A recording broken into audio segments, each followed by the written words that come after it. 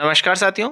अचल संपत्ति विवरण यानी कि आईपीआर फाइल करते समय बहुत से साथियों के सामने कुछ इस प्रकार से एरर दिखाई दे रहा था कि your SSO ID is not registered with the Rajkaj application.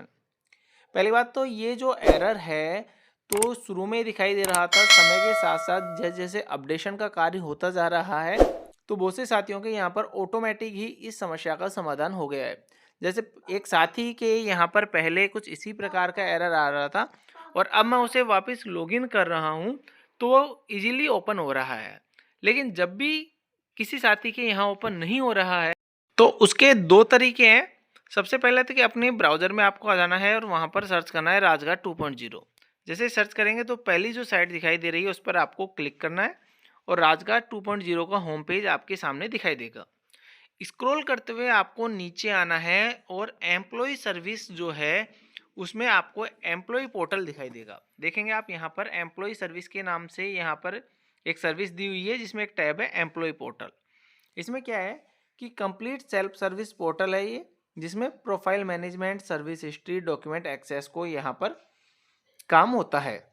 तो यहाँ पर आप फीचर भी दिए गए हैं प्रोफाइल मैनेजमेंट के, डॉक्यूमेंट के, सर्विस हिस्ट्री के, तो आप इजीली यहाँ पर खुद भी अपडेट कर सकते हैं।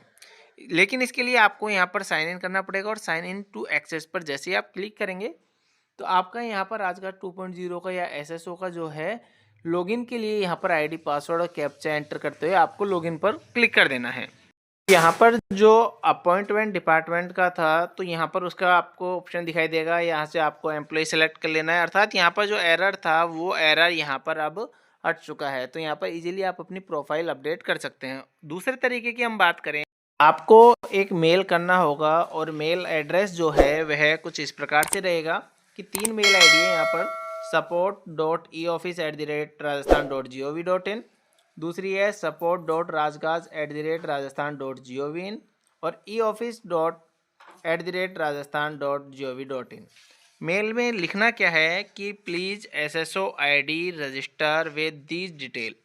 आपको डिटेल देनी है कुछ इस प्रकार से कि एम्प्लॉय का नेम लिख के देना है आपको कि आपका क्या नाम है, employee ID, SSO ID, email ID, mobile number, department आपका, सर्विस टाइप, डिजाइनेशन क्या है आपका, डीडीओ कोड आपका, डीडीओ कोड आप अपने GA55 में से भी चेक कर सकते हैं, आपका डीडीओ का नाम और डीडीओ का स्कूल का नाम, साथ ही साथ आपकी बेसिक पे और date of joining in current service. तो करंट सर्विस में जो आपकी डेट ऑफ ज्वाइनिंग क्या है, तो ये सारी डिटेल्स एंटर करते हुए आपको ये मेल, आपको जो मेल आईडी दी गई है इन मेल आईडी पर आपको यहाँ सेंड करना है।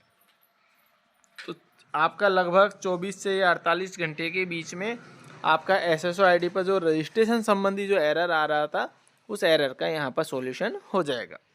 तो आज की वीडियो में इतना ही, धन्यवाद।